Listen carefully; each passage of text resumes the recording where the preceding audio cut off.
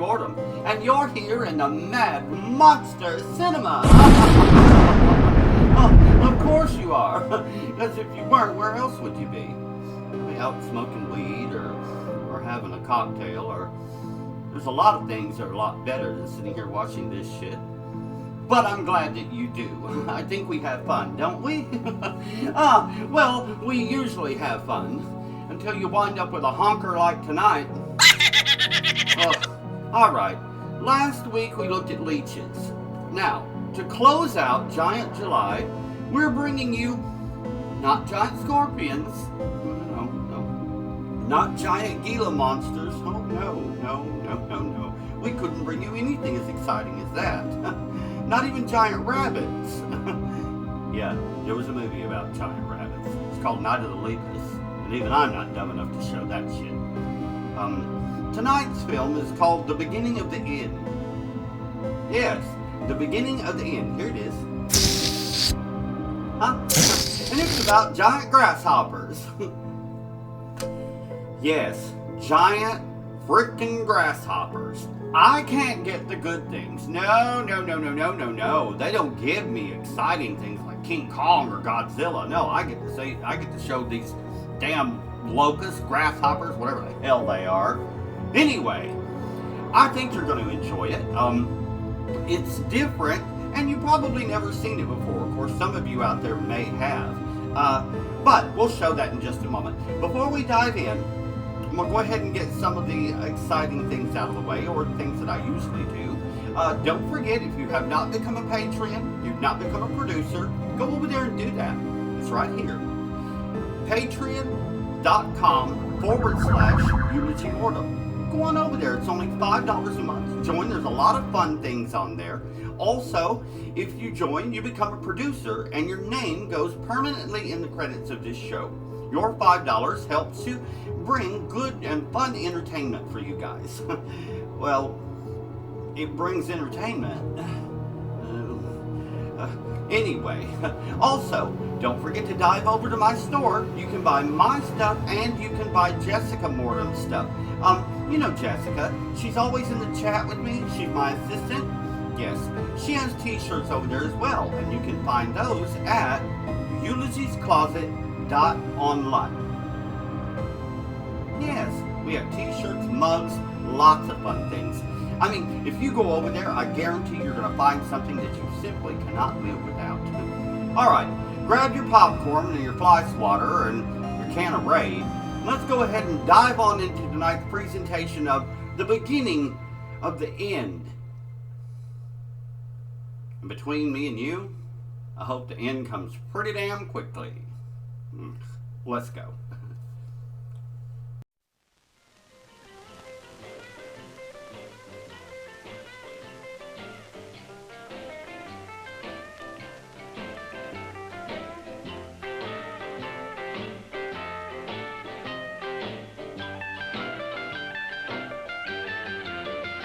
You ask me why?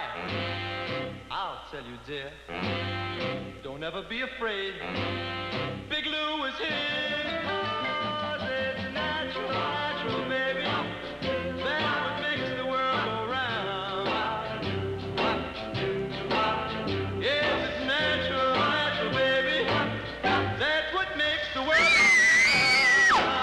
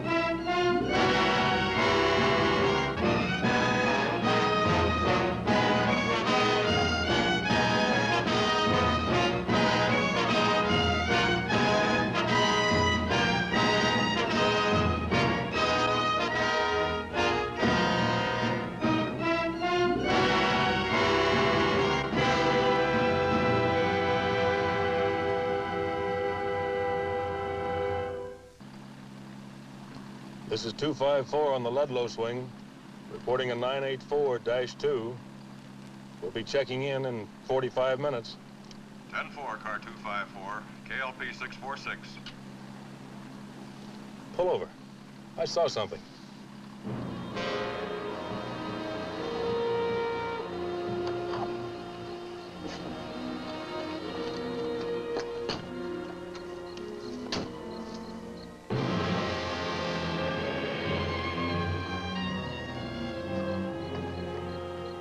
I'll report in.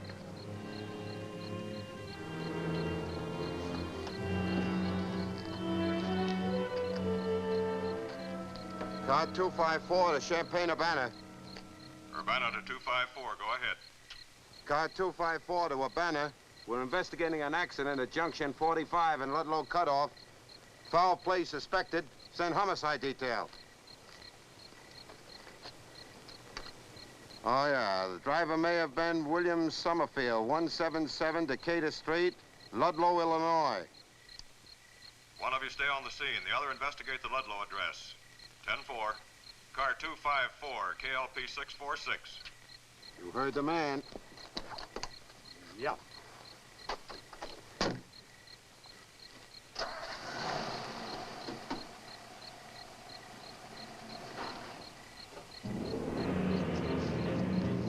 Looks like a girl's sweater.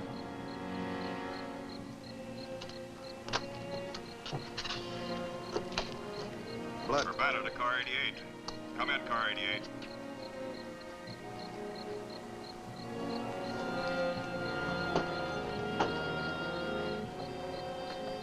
Car 88 to Urbana. McKenzie here. Go ahead.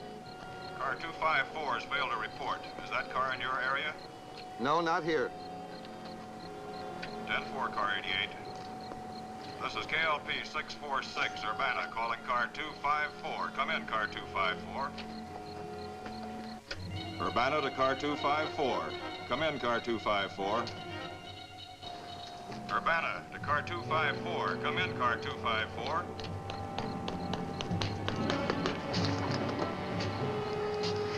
Hello, I'm at Ludlow. The whole town's destroyed. Everybody's gone. You gotta do something. You won't believe this. Send help, lots of help, quick!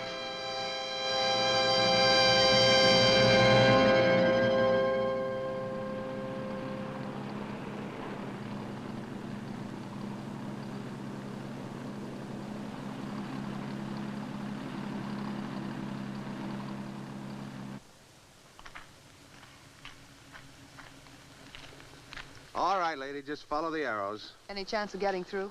Nope. What happened? Look, lady, just detour, will you, please?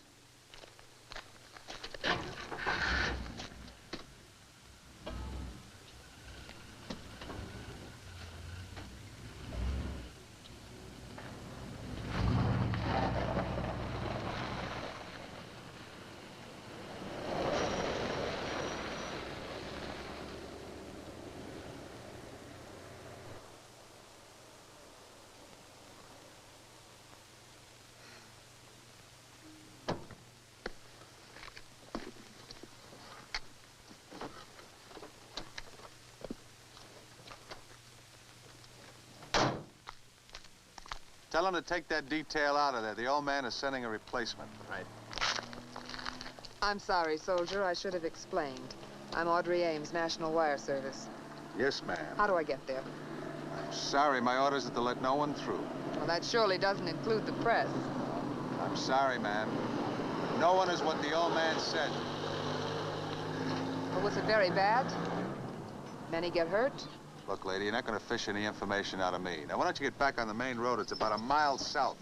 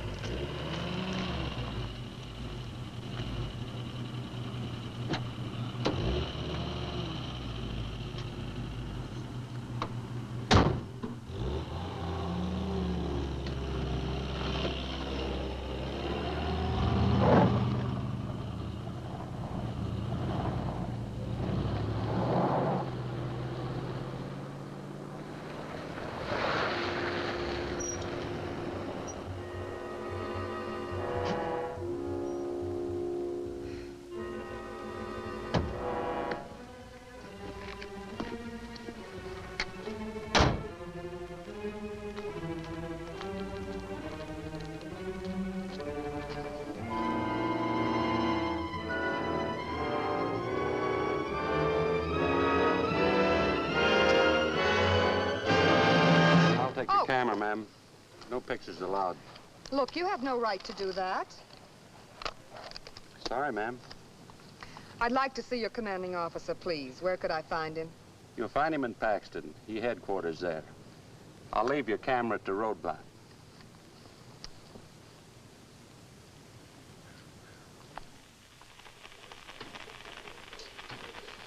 Until further notice, all traffic will continue to be routed around the Ludlow area according to Special Orders morning. Able 6. Good morning. I'd like to see your commanding officer, please. Oh, I'm sorry, but the colonel's busy. Perhaps Captain Barton can help you.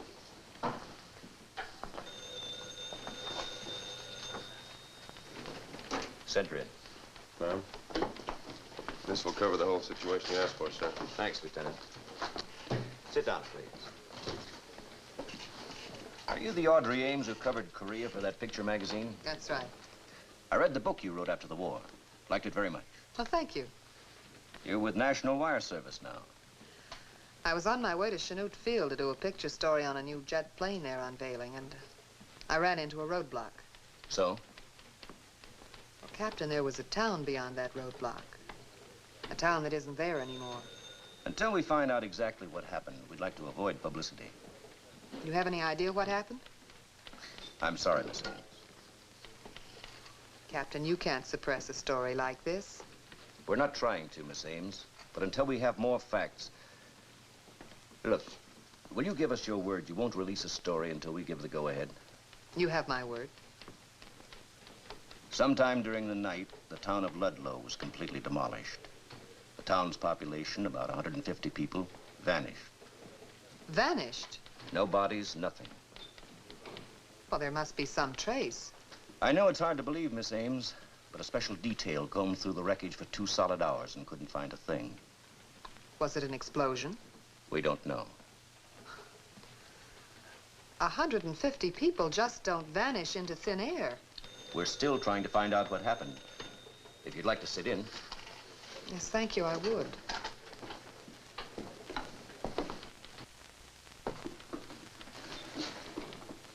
Dave, what time did you leave Ludlow last night? Must have been after 11 o'clock. My son-in-law watched the television news at 10:30, so I sat there and watched that. And my daughter wanted me to sit there and talk a while. Then I got to thinking that I had to get up early, so I took off. Did you notice anything strange or unusual about the house or about the way the family acted? No, same as always. When you were driving out of town, nothing out of the way in the street, the building, or the sky? No unusual light, some sound or movement? Well, I heard something sound like thunder, and about midnight a plane went over. All right, Dave. I can call on you again if I need you? Oh, yes, sure. Edna? Is that the telephone company's official transcript? I put through the last call to Ludlow at 11:59 p.m.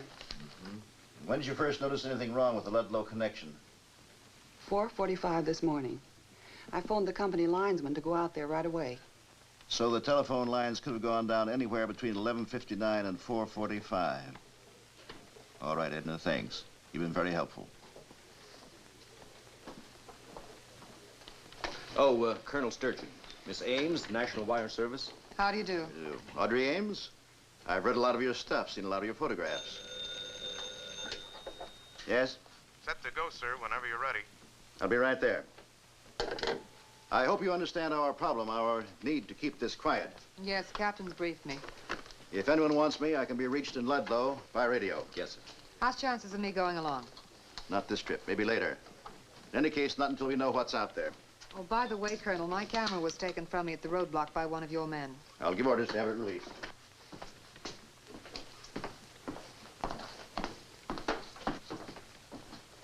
Oh, there has to be a logical explanation for this. The town of 150 people just doesn't disappear. This one did.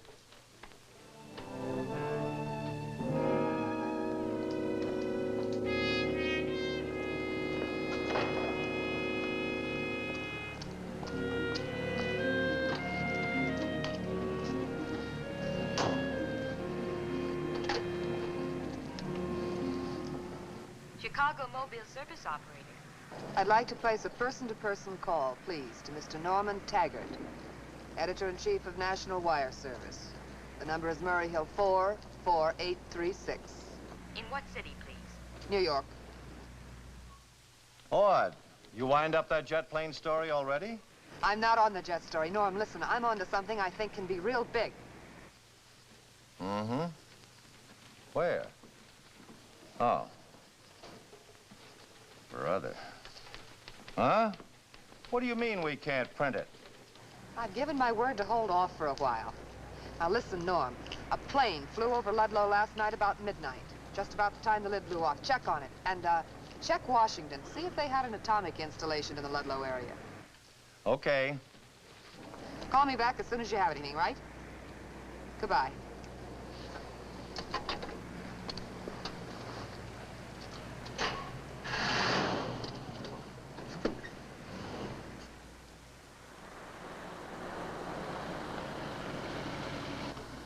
Sorry, miss. You can't? Oh, it's you again. I know I can't, but I'd like to have my camera back, please. Colonel Sturgeon said he was going to speak to somebody. Hey, Corporal. Matthias. She wants her camera back.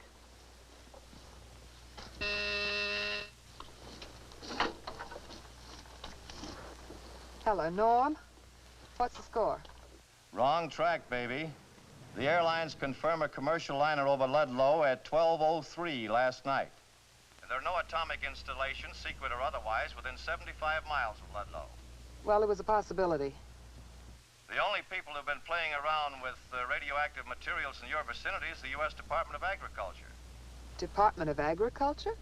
Yeah, they've got an experimental project just outside Paxton. U.S. Department of Agriculture, Illinois Experimental Station. Okay, I've got that. I'll keep in touch.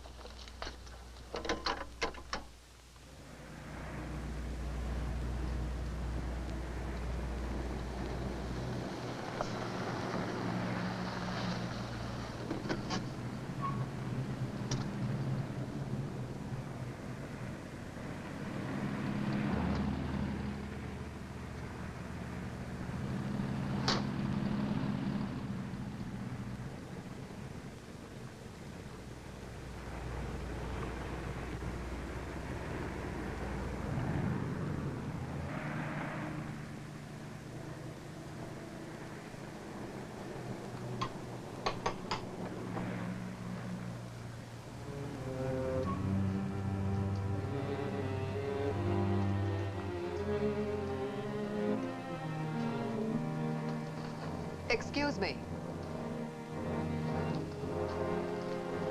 I beg your pardon.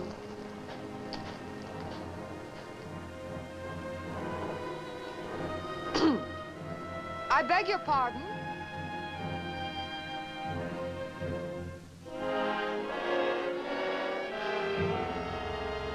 Oh!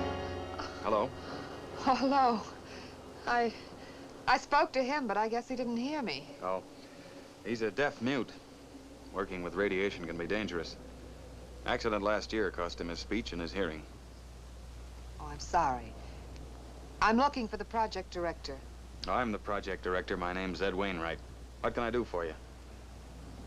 Oh, excuse me a minute. I'm sorry, Frank. Nothing to worry about, just a slight catastrophe. Do you have these catastrophes very often? All the time. It's hard to keep these little things from getting in. These are snails. Last summer it was caterpillars, and after that it was grasshoppers by the drove. And just last week it was beetles. Now, what can I do for you? Mr. Wainwright, I'm Audrey Ames. I'm with National Wire Service. I suppose you've heard about what happened in Ludlow. Yes. I'm trying to find out what was responsible, and it occurred to me that radiation of some sort might have caused the destruction out there. No, I don't think so. Here. We're the only people around here using radioactive materials. And isotopes aren't explosive. So I'm afraid your answer isn't here. Oh, I see. Now, tell me, is this thing really a strawberry? Yes. And these are tomatoes. This, we hope, is the future of the American farmer. And for that matter, all farmers everywhere. Can you eat them? No, not yet. But we hope to develop one day a hybrid that can be eaten. How is it there hasn't been any publicity on this? Oh, there have been a few stories in farm journals, but to most of the public, these giants are just freaks of nature. No practical value. Well, how do they get so big? Well, radiation causes photosynthesis, that is, the growing process to continue night and day. The radioisotopes act as a sort of artificial sun that never sets. It's fascinating. Tell me, what's he doing? Well, that's plant food, essential minerals. Keeps the plants from burning themselves out. They have to be fed constantly. Actually, the fruit would grow much larger if we didn't limit the stimulation. Maybe you'd like to do a story on us. I'd be glad to tell you more about the work. Thank you very much. I'd be very interested, but, well, right now I'm working on this Ludlow story. Thanks again. Right. Goodbye. Bye.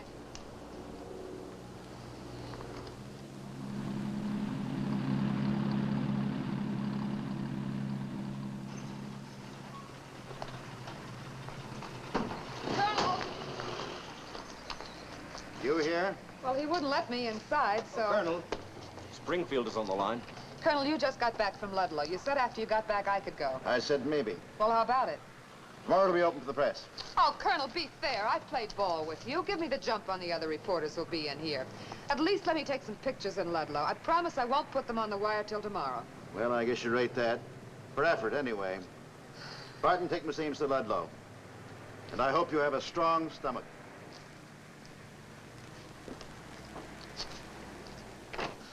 We're going to take some pictures in Ludlow. If we're not back in 15 minutes, better come in after us. Yes, sir. Let him through.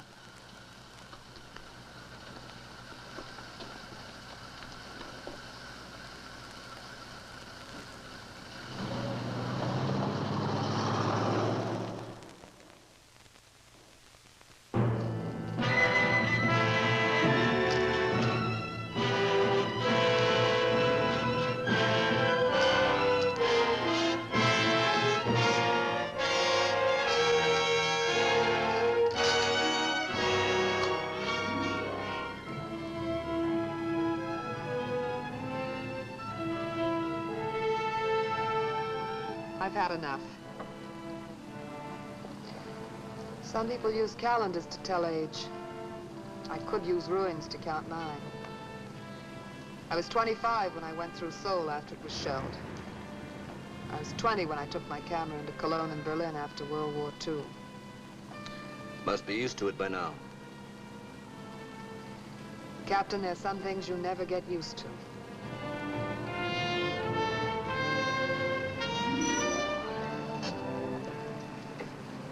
How about a drink to wipe away some memories? Good way to get rid of the jitters. I know a little place. How do 150 people vanish into thin air?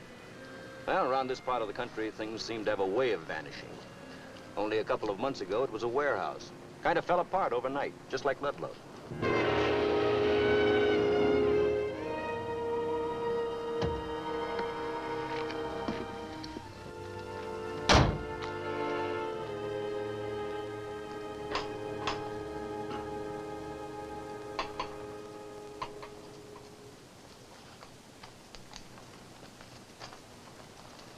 Hello, Frank.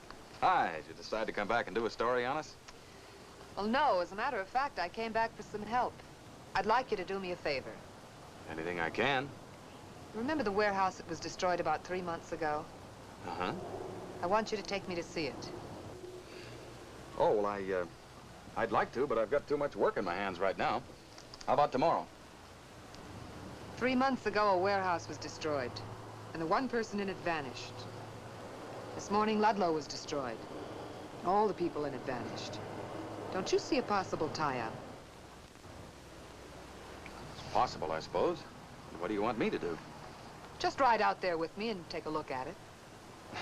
I don't understand what good that'll do. The authorities investigated it thoroughly.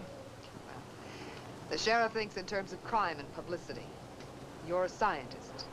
You think in terms of cause and effect. Maybe you'll see something that the sheriff missed. That shouldn't be too difficult. Still, I don't know.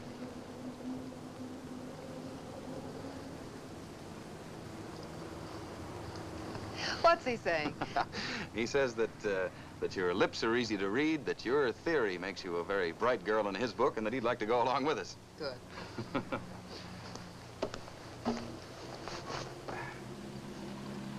When you barge into people's lives and drag them off to places they don't really want to go, aren't you sort of in danger of becoming unpopular? That's an occupational hazard. How'd you pick such an occupation? I think it sort of picked me. I guess I was just born inquisitive. Ever since I can remember, I wanted to know the why and wherefore of just about everything I saw. I inherited my knack with the camera from Dad. My curiosity supplied the nose for news, and the camera supplied the memory. So there you have it.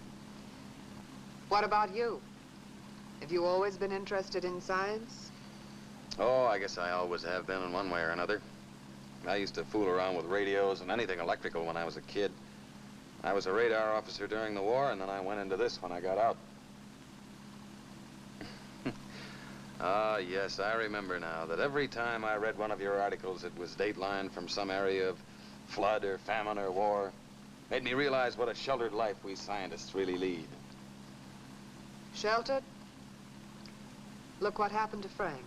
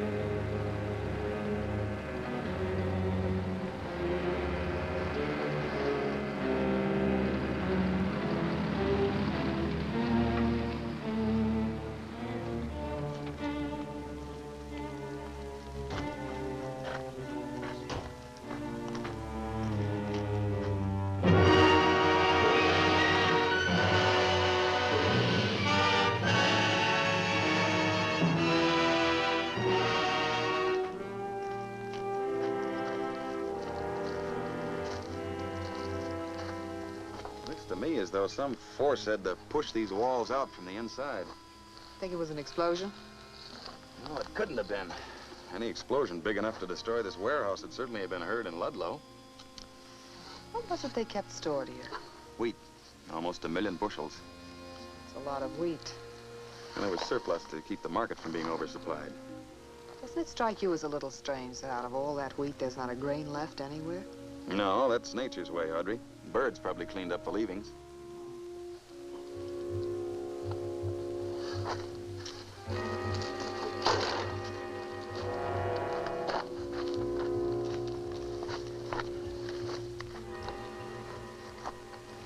I see what you mean, Frank. What is it, Ed? You see how barren this ground is? Well, I don't know. I've seen horses leave it like this. This is deeper than horses go and much more thorough. Practically down to the roots. The horses pick and choose. They leave patches. But this is completely barren.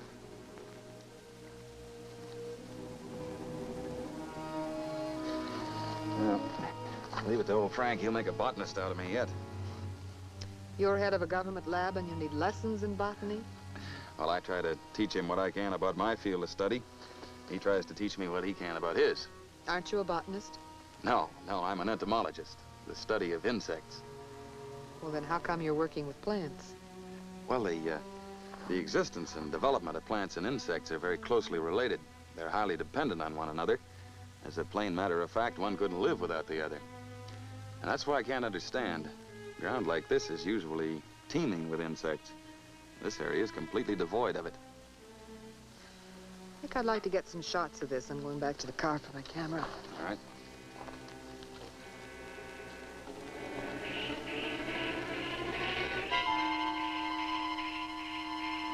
Here, let me help you. What was that? I don't know.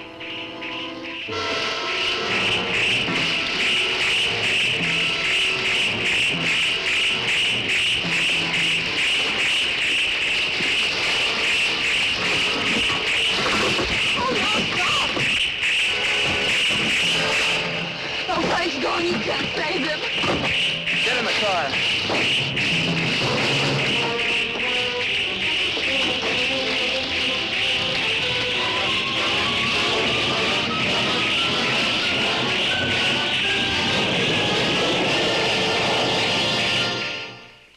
The Geiger counters show no radioactivity to speak of, sir.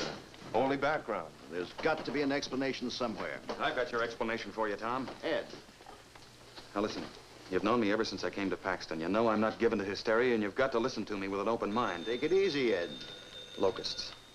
What are you talking about? I'm talking about giant locusts. Giant locusts are responsible for all of this. Are you nuts? No evidence of any explosion, Colonel. Buildings look more like they were hit with a battering ram. We found these guns at the scene. The kind people keep in their homes. And they've been fired. Okay. Lieutenant? Now listen, Tom. These are 8 feet tall, some even bigger. They're vicious, merciless killers. Now, Ed. Lieutenant. Lieutenant, phone Springfield again. Tell him I'm still waiting for those specialists. Yes, sir. Frank Johnson is dead. He was killed not half an hour ago. It was horrible. Obviously, you're both under a strain. Won't you listen? You've got to get some soldiers out there before more people are killed. Miss Ames, the governor asked me to exercise discretion in dealing with you. Please don't make it any harder for me than it is. You have to believe us. Listen, you've seen the giant plants out at the lab. Are you trying to tell me you bred these things? In a sense, I did, yes. Some locusts must have gotten into the lab, and they ate some of the plants or some of the radioactive plant food. Well, their cell division accelerated immediately. That is, they started to grow abnormally fast. Well, they had to have a constant food supply to sustain this growth. So, a couple of months ago, they wandered into the grain elevator outside of town. When they grew to this giant size, they pushed their way out. Well, they just pushed the building down. Yes. Each one of them has the strength of 10 men. There are probably 200 or 300 of them. So last night, not satisfied with eating the grain, they came to Ludlow. Yes. Even if I went for your story about the size, it would be hard to believe they'd attack people. Sergeant, that report come in from the chemists? No, not yet, sir. Why won't you listen? I am listening. We saw Frank Johnson killed by a giant locust. Sure, and there are reliable people who've also seen flying saucers and weird little men from Mars. Well, take another look at that town out there. Or have you found the answer? Lieutenant? Yes, sir. I'm taking a detail out for a look around. You're to keep radio contact. I want 10 men. Get them on the truck. Yes, sir. All right, Ed. You can show me the exact spot where you saw, well, whatever it was you saw. Oh, no. Well, after all, it's his grasshopper.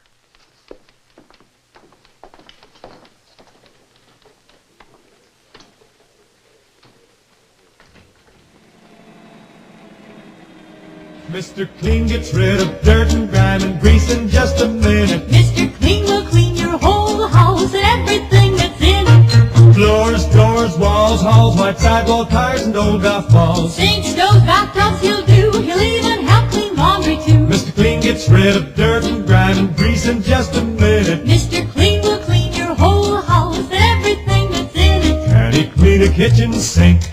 Quicker than a wink. Can he clean a window sash? Faster than a flash. Can he clean a dirty mirror? He'll make it bright and clear. Can he clean a diamond ring? Mr. Clean cleans anything. Mr. Clean gets rid of dirt and grime and grease in just a minute. Mr. Clean will clean your whole house and everything that's in it. Mr. Clean, Mr. Clean, Mr. Clean. Oh, lovely lady, halo. Halo, everybody, halo. Halo shampoo, halo.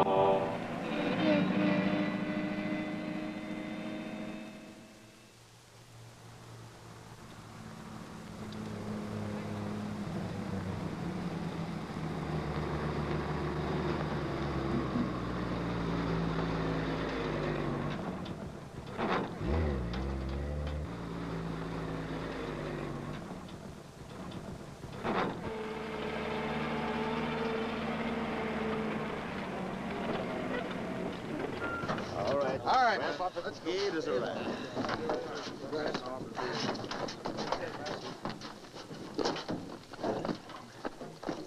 Man, we're gonna dig us some crazy grasshoppers. Why'd they give us nets instead of rifles?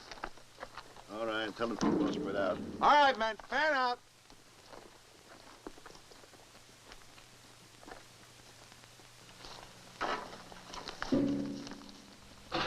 Here's the spot, Tom. Where's the body? There isn't any body. Just like Ludlow. All right, men, into the woods.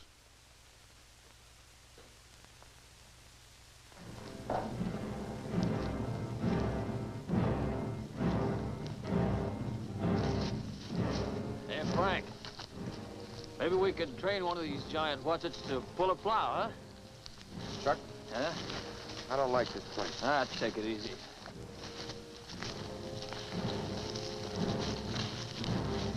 You know, grasshoppers are good eating. Yeah? Much did it catch you?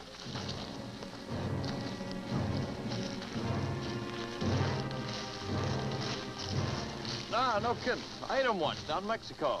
Well, you better watch your step. They're liable to get even.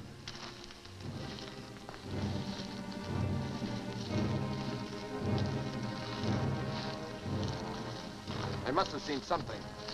Mr. Wainwright's a scientist. He's trained to see things right. Well, these days they blame the atom for everything. Bad health, bad crops, bad weather. Now it's grasshoppers.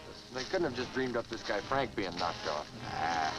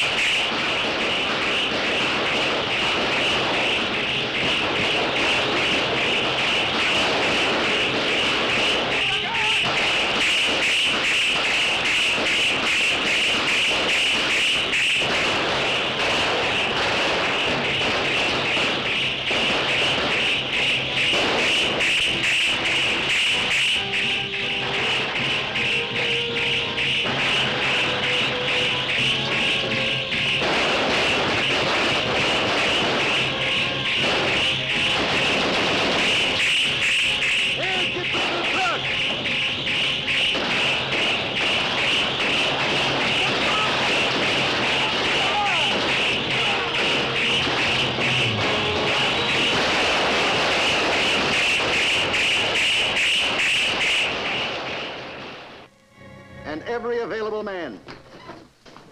Also get some air support. We'll bomb them out of that forest. What are you gonna do?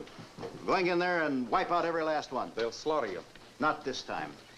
I want light artillery brought up with Company H. You don't have enough men.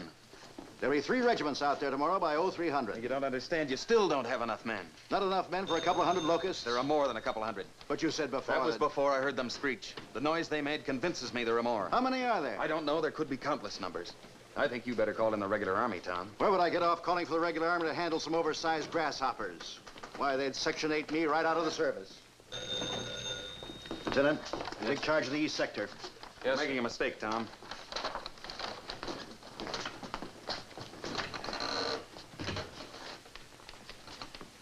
I'm afraid he doesn't understand how serious this is. Well, after all, he knows what the military is capable of. Well, that's just it. He has faith in regimental firepower because he's seen it work. But he's never come up against an enemy like this before. And you've done all you can. No, I haven't. In a way, I feel responsible, Audrey.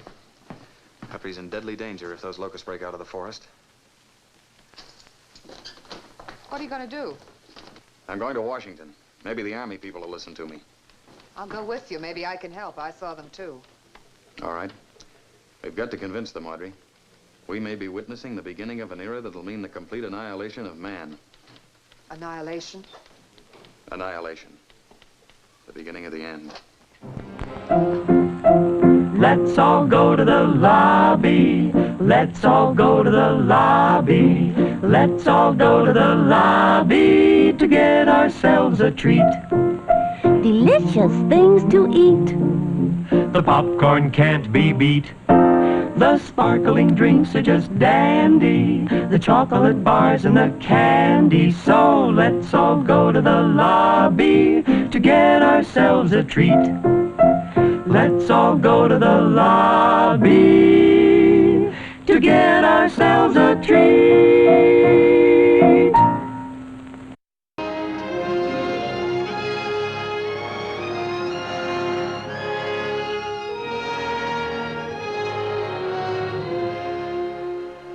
This, gentlemen, is the enemy. This locust, more commonly known as the grasshopper, is almost identical to the giant locust of Ludlow, except for its size and the fact that the giant's wings fail to develop. They cannot fly. The locust is intelligent, it's strong. Locusts follow a leader. Like the bee and the ant, they're able to communicate with each other. This communication or call is produced by the hind legs. This is the 1956 Australian locust plague. Covered an area of 400 square miles. We've been plagued by locusts since biblical times. We've tried various forms of combating them.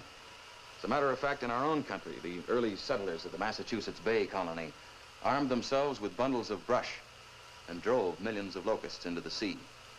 Now today, despite the fact that we've developed powerful insecticides, the locust still inflicts damages to the tune of $25 million in the United States alone. California, Colorado, Texas. Even this small locust will attack a man. It has two powerful jaws that are edged with sharp teeth. It will kill other insects and devour them. If no other insects are available, it becomes a cannibal, turning on its own kind.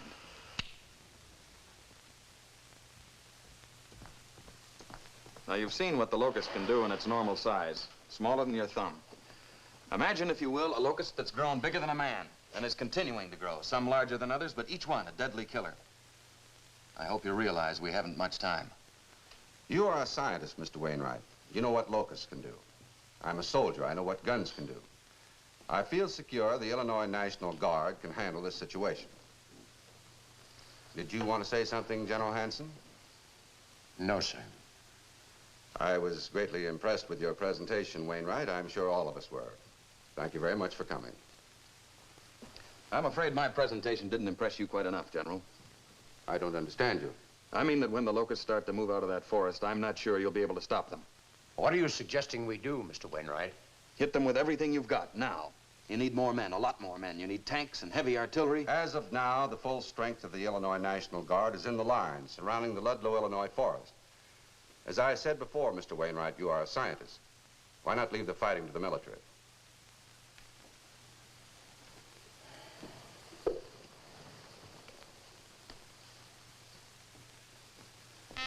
Urgent call from Paxton, Illinois, sir.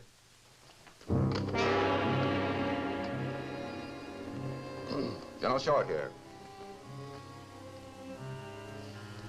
Yes. Yes, I see. Thank you. Matt, you will fly to Paxton with Mr. Wainwright. You'll take charge of operations. Mr. Wainwright, I owe you an apology. The locusts have broken through our defense lines. Thousands of casualties. Our troops are reorganizing to prevent Paxton itself from being overrun.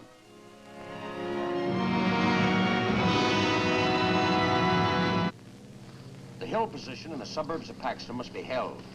Otherwise, the 100 miles between Paxton and Chicago will lie open. General, we can't land in Paxton, sir. Why not? It just came over the radio, sir. Giant locusts have overrun Paxton at 1400.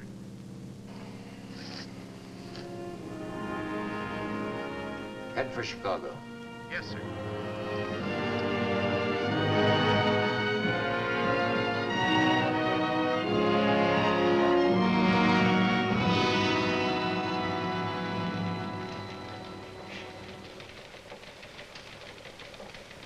Captain, I want these positions held. I want them held at all costs, if humanly possible. And Captain, have your map people immediately turn out 300 overlays, showing the Chicago defense line is tentatively set. Yes?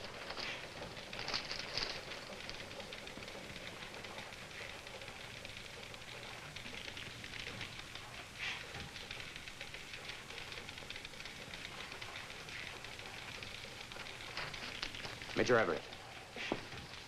What about Squadron 12? They haven't reported in yet, General. Well, let me know the moment you hear. Yes, sir. Yeah, I'll be with you in a moment. Bill, you'll proceed at once to temporary GHQ, Central Sector, and assume command. Norm, you will order the 81st Armored Division to proceed without delay from Fort Sheridan to Chicago. Have the CG report to me upon arrival. Request the Defense Department to alert the following divisions: the 1st Armored, the 40th, the 1st Airborne, the 92nd, and the 76th. Now, what's your problem? Food.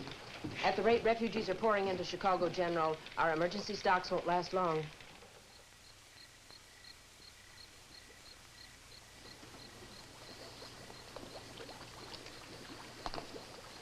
Toxaphene is one we haven't tried. How good is it? Almost as powerful as chlordane. All right, ship 2,000 gallons out to the base. Excuse me. Hello. Who's speaking? Squadron 12 just reported. They say they came down on the deck and practically drowned the enemy in insecticide. The chlordane didn't even slow them down. You'll have to come up with something stronger. I'll do my best, General. Goodbye. Stuff's no good. Forget it.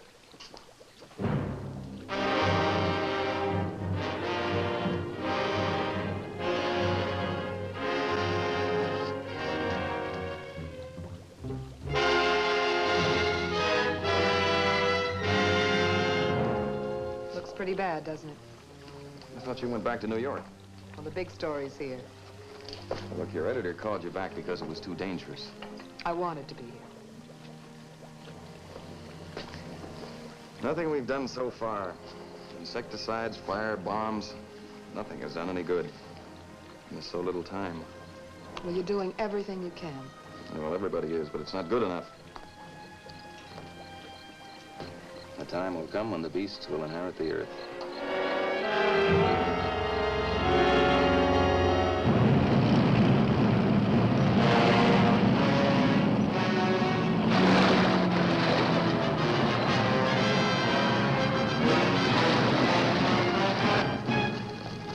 No, there's no sign of the locust yet, General. Out.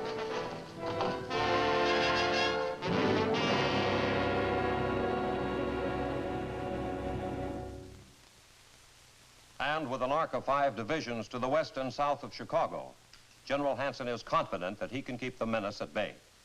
Units of the Air Forces and Marines are moving into position to back up those forces already deployed by the Army. Now, the one advantage our forces hold over the enemy is that they always reveal their intention to attack. Before every attack, the locusts send forth this warning in the form of a high-pitched screech. Now, this screech increases in intensity until it reaches ear-shattering proportions. And it's when this screech reaches its full intensity that the locusts attack. We've got every available man in the line, Major, and I think there's no question but what we'll be.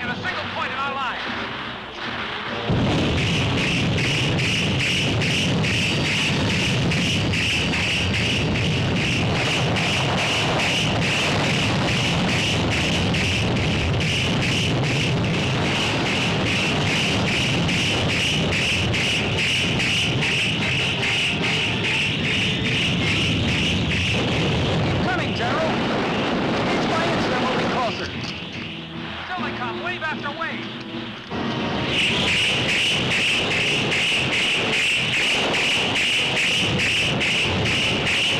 We're going through a breach in our lines. We're all around it.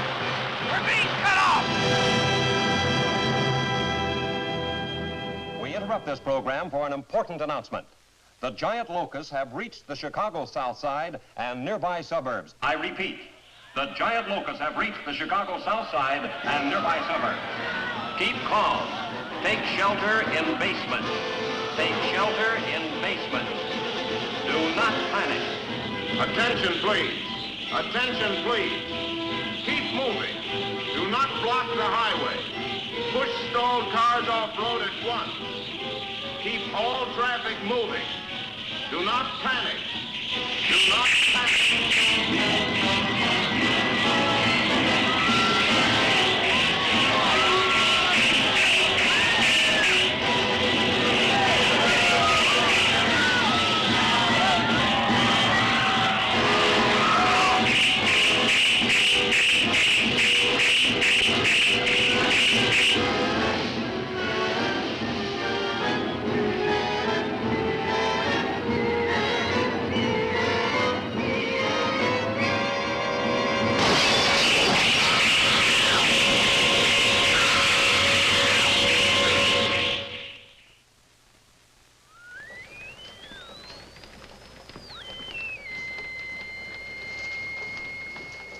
General? Yeah, Miss Ames.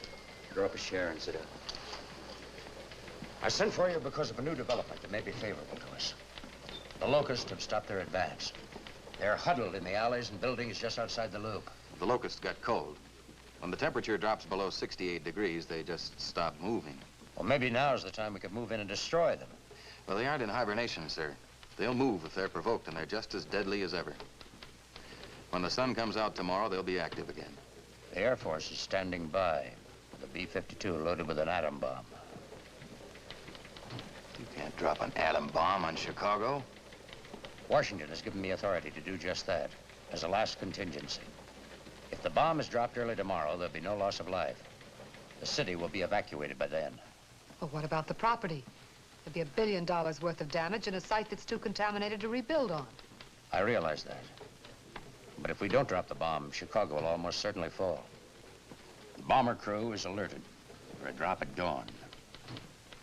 If we don't come up with something by then, I'll make a final check with Washington and relay they're okay. Isn't there a chance the locusts could die in the night of the cold? No, not at this time of year. Takes 24 hours of exposure at 14 degrees. Isn't there some way you could drive them into the lake? In Washington, you said the settlers did that. Settlers? Hmm? Oh, the early settlers in Massachusetts did literally drive them into the sea. But they weren't dealing with giants. Wait a minute. We can't drive them. Not drive. But we could attract them. Attract. If we could reproduce their call, General, it might work. It just might work. A call for insects? Have you ever been duck hunting, General? The duck call? Yes. There's one for bees, too. They use it in apiaries. It might work. What do you need? Well, let me see. I need an audio oscillator. I need an two audio amplifiers, the most powerful you can get. I need an oscilloscope. I need some high-frequency radio equipment. And a boat, a fast boat. Whatever you need, we'll get. Well, there's one thing I have to get myself. Something that'll tell me when I've succeeded. What's that? A live giant grasshopper.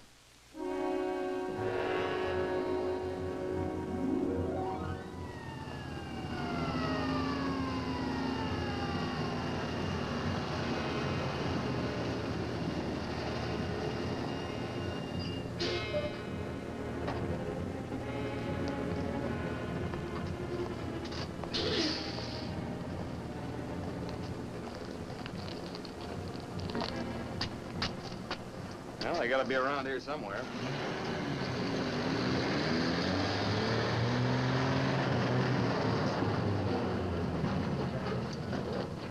All right, man, off the truck.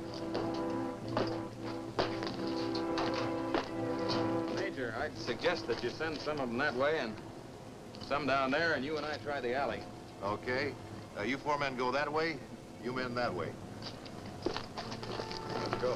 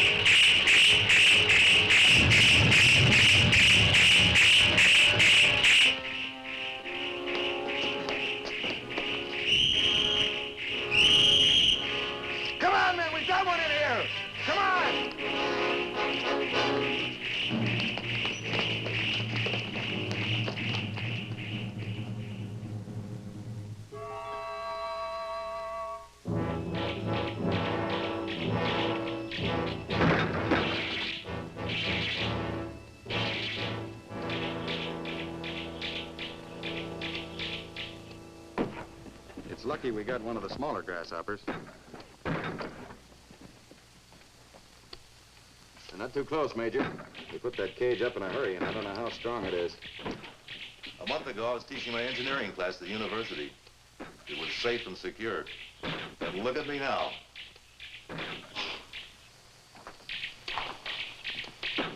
You know, I'm 37 years old, and all of a sudden I realized for the first time how much I've taken life for granted. I guess that's something you can't take for granted, Major. Ed, how will you know when you've got the right sound? He'll tell us. How? He'll react to it, and this polygraph will record his reaction. How long will it take? It's a matter of trial and error. Could take 10 minutes or 10 hours. We don't have 10 hours. We're dropping that bomb at dawn.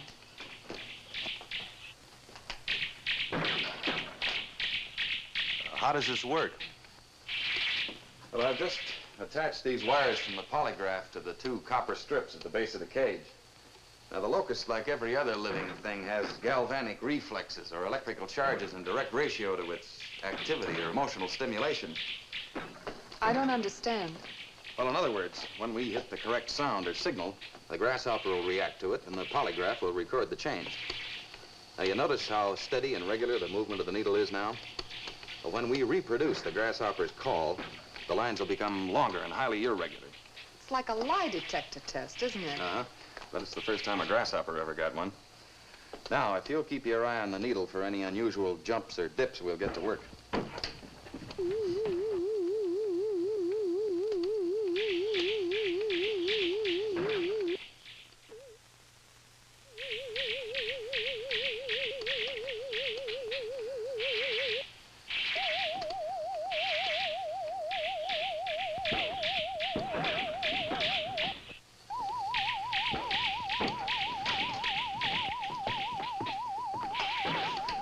Wainwright, you've had your chance.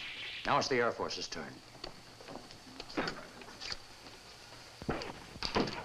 Operator.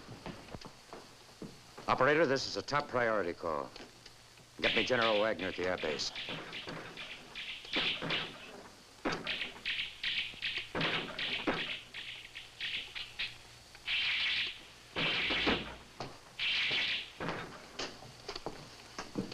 Look, General, the locusts outside will stay put until the temperature reaches 68 degrees. That's about an hour and a half from now. Wagner, Chicago has been evacuated. Unless you receive instructions to the contrary by 0616, that is 90 minutes from now, you will order your B-52 crew to deliver the bomb on the designated target. Repeat the instructions back to me. Correct.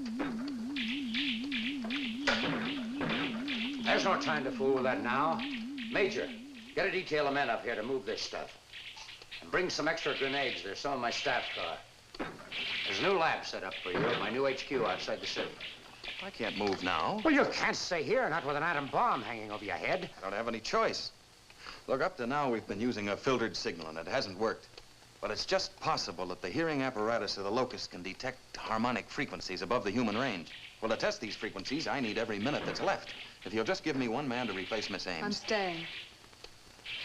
Well, look, this is no time to be worrying about a big story. I'm not worried about a story. Will you please leave before it's too late? No. Major, you and a detail of 2 men will remain here with Mr. Wainwright. I will station men at 3 observation posts. 1 in the suburbs, 1 near the Art Institute, and 1 on top of a downtown hotel. Also, a helicopter will spot from above. There will be a getaway car parked downstairs at the main entrance. I suggest you use it by 5:45 at the very latest. If you are successful, contact me at once so I can stop the bomb.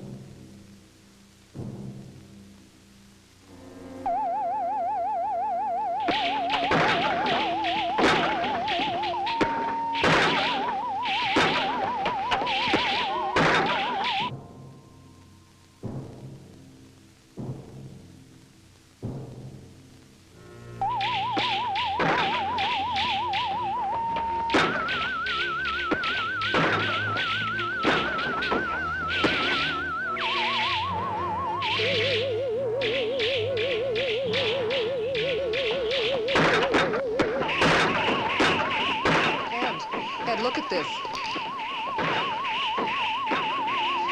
I think you've got it. That's it, Audrey. We've got it. And the cage is moving.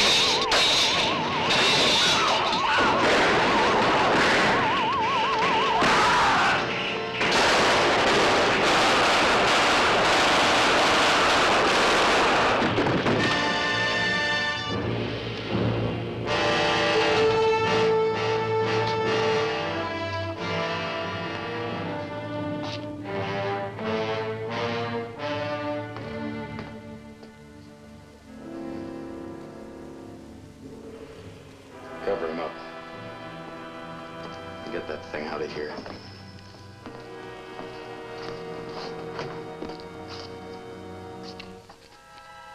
Emergency lab to Chicago GHQ. Emergency lab to Chicago GHQ. Come in, General. Are you there? Now listen to me, Wainwright. We found it, General. We found the frequency. Good.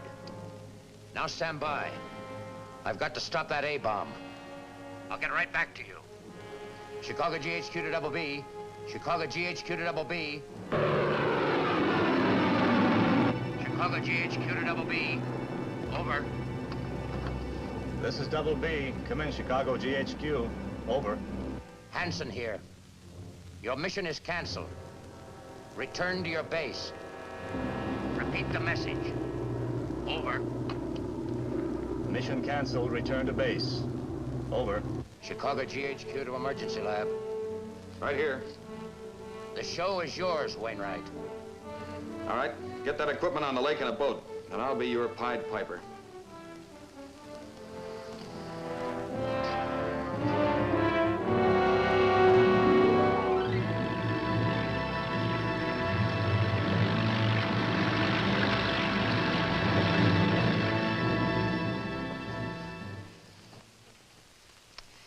I still don't understand. Why didn't you put the oscillator in the boat in the first place to send out the call? Why track them here? Because we'd never get them all. Here, look. Here we are in downtown Chicago, near the lake. Now, the locusts are scattered all through the suburbs and on the south side. Now, we'll send out the call from here. Yes, but that's going to attract them to us, not into the water. Well, first of all, it's imperative that every last one of the locusts hear the call. Now, in order to do that, we've got to get our amplifier speaker at the highest possible point to get maximum range. Now, we've got ours on the roof of this building, which is one of the tallest in Chicago. Now, once we get them here... Oh, I see. Then the boat will take over. Exactly. Once we have them in the heart of the loop near our location, they'll be within range of the amplifier on the boat. Now, we'll then radio our oscillator signal out to the boat, and they, in turn, will rebroadcast it over their amplifier, attracting the locusts to them and into the lake. We hope. We hope. Now, will you check and see about the temperature? How can we be sure, sir? What do you mean? How can you know that we'll get them all? Well, that's where our observation posts and the helicopter come in. From their reports, we'll know the exact location of the locusts at all times. And if it's working. It's 70 degrees, Ed. They're probably starting to move. Emergency lab to all observation posts. Emergency lab to all observation posts. Report in. Over. Observation post number 2 to emergency lab. Over. Well, what is your location? Over. I'm situated in a store across from the Art Institute on Michigan Boulevard. The street is empty. Nothing in sight. Out. Observation post number 3 to emergency lab. I'm on the roof of the Drayton Hotel. Don't see any grasshoppers in this area, but the south side's getting some action. Out. Emergency lab to observation post 1. Emergency lab to observation post 1. You did not report in. What's your location, post 1? Over. This is observation post number 1. I'm right in the middle of them. I'm just south of 73rd and South Shore Drive. Out. Emergency lab to helicopter. Over. Helicopter to emergency lab. The locusts are active on the south side of Chicago. As yet, there are none in the downtown area. Out. Can you read me, emergency lab? Over. Yes, we can read you fine, General. Are you all set? Over. We're not quite ready yet. I think you better hold off a few more minutes. Over. I think we better start now, General. If they should change their direction and start moving away from Chicago, we may not get them all. Over. I don't like your starting until we're completely ready. This boat has to draw them away from you at a split second's notice. Over. I'd like to start, sir. Then go ahead.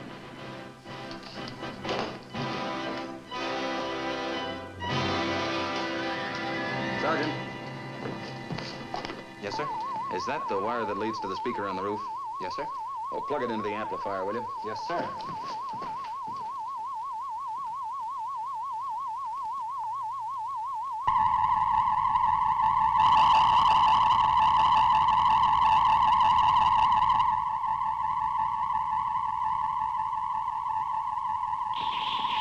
Post number 1 to emergency lab. The locusts are leaving this section. They're heading toward Chicago's downtown. Helicopter to emergency lab. The locusts are moving on the downtown area.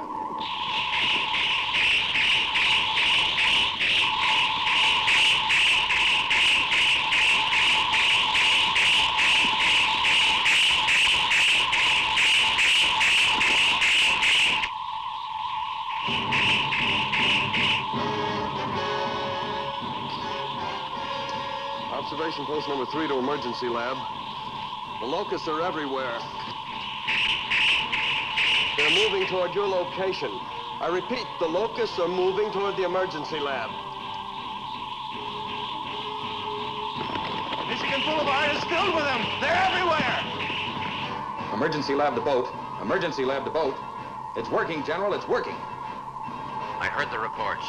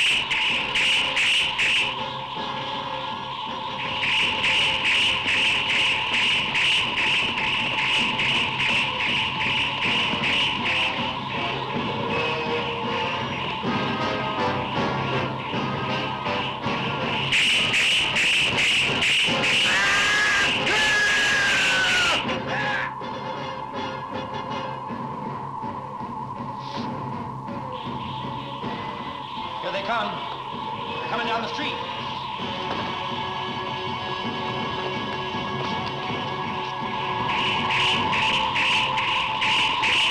Oh, they're climbing the building.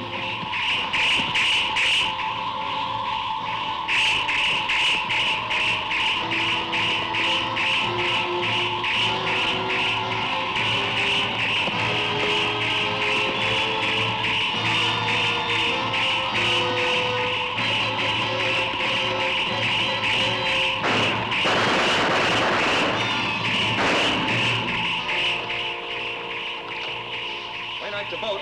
Wainwright to boat. Come in, please. Come in. Come in, Wainwright. How soon are you ready?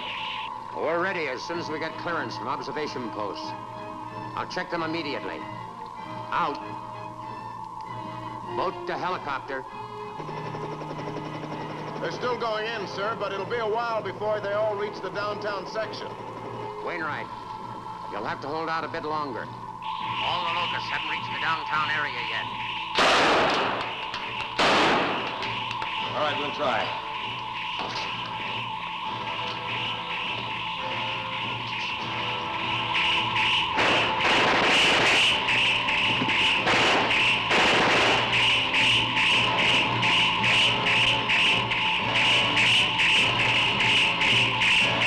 We can't hold out much longer.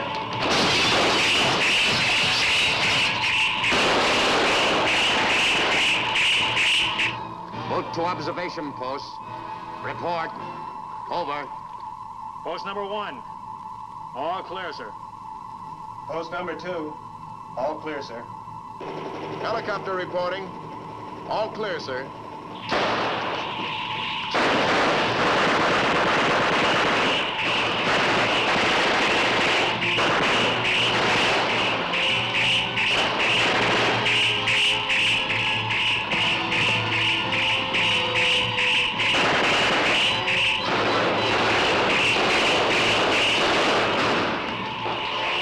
Whenever you're ready, General. Then let's have it.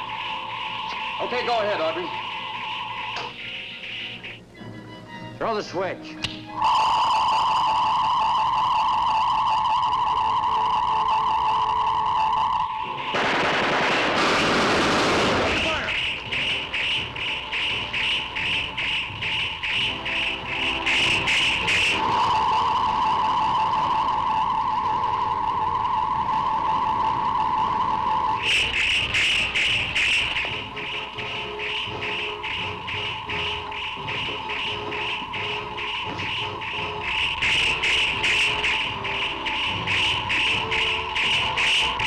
Helicopter to boat.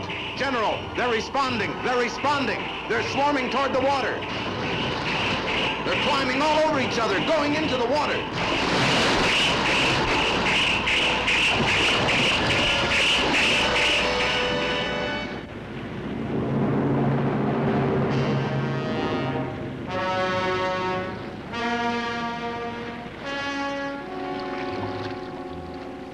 Head for shore.